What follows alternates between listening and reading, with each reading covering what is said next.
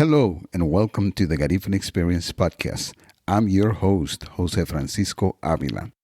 Today we're crossing borders to honor a significant and officially recognized event, Garifuna Settlement Day in Nicaragua.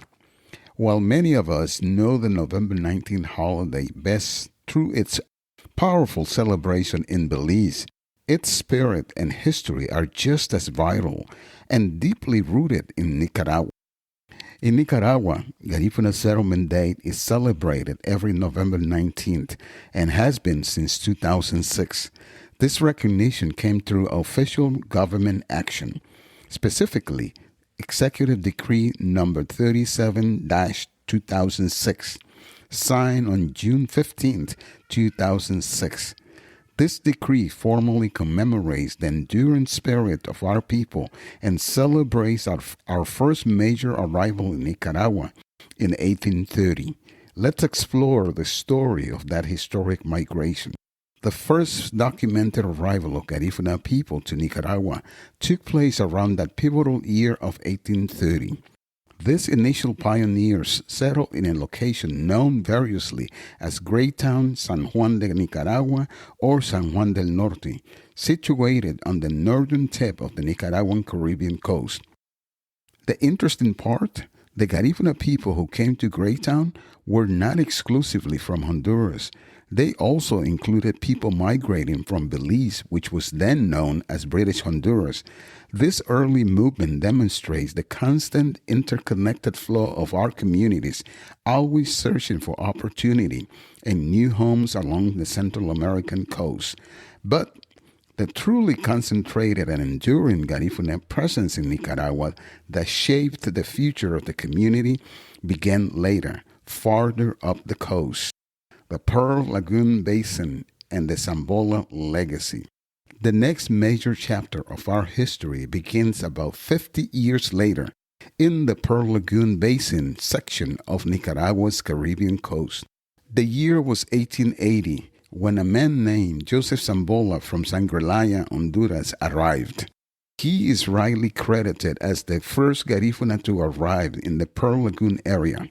Joseph Sambola established the first official Garifuna community on the Atlantic coast of Nicaragua, naming it San Vicente, in powerful homage to our ancestral homeland, the island of St. Vincent, a remarkable way to build a future while honoring the past. The Sambola family's influence grew quickly. Joseph's relative, John Sambola, born around 1875, continued this legacy, becoming recognized as the founder of the Garifuna community of Orinoco in the Pearl Lagoon, established in 1898.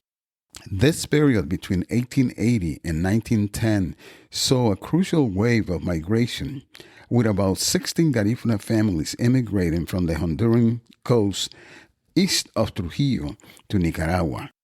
The majority arrived in the 1890s, and their influx, led by the Sambolas, solidified the Garifuna presence. Today, the Garifuna population along the Pearl Lagoon basin are a living tribute to those first pioneers. Communities like Orinoco, La Fe, Marshall Point, and Brown Bank stand as powerful testament to that resilience. Prominent Garifuna, Kensy Eloisa Sambola Solís. And that brings us to the present day, where the legacy of the Sambola family and the founders of Orinoco is carried forward by dedicated leaders.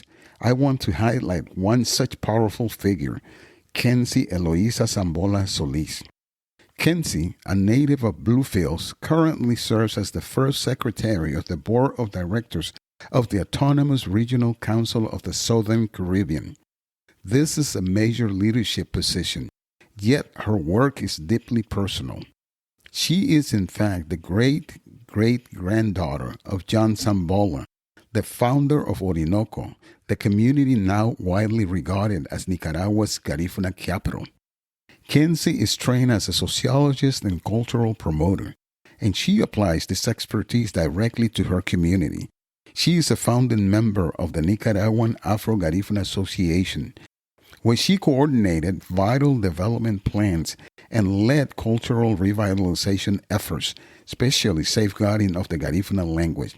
From serving in the Youth Secretariat to the Central American Black Organization to dedicating her working life to the well-being of Orinoco, her commitment is unwavering.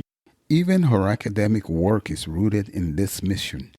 With her master's thesis exploring the territoriality of the Orinoco community from the Garifuna worldview, Kensy Eloisa Sambola Solís truly embodies the past and the future of the Garifuna leadership in Nicaragua. A living legacy. The story of the Garifuna settlement in Nicaragua is more than just a date. It's a living history of movement, cultural dedication, and political achievement. It reminds us that our history is not confined to one place, but spans the entire Caribbean coast of Central America, connected by our language, our culture, and our collective memory. And that wraps up another illuminating episode of the Garifuna Experience podcast. We've honored the journey that began in 1830 and led to the official recognition of Garifuna Settlement Day every November 19th in Nicaragua. Happy Garifuna Settlement Day, Nicaragua. Thank you for listening. And remember, the future of the Garifuna people is in our hands, and we are driving power, prosperity, and progress. Until next time, stay united, stay proud. Sungube Lida Aba. Ayo. Find new episodes of the Garifuna Experience podcast every Tuesday. Follow the show on Apple Podcasts, Spotify, Amazon Music, YouTube, and iHeartRadio, or wherever you listen to podcasts. Don't forget to subscribe, rate, and review the Garifuna Experience podcast. Your support helps us share our vital Garifuna experience with more people around the world.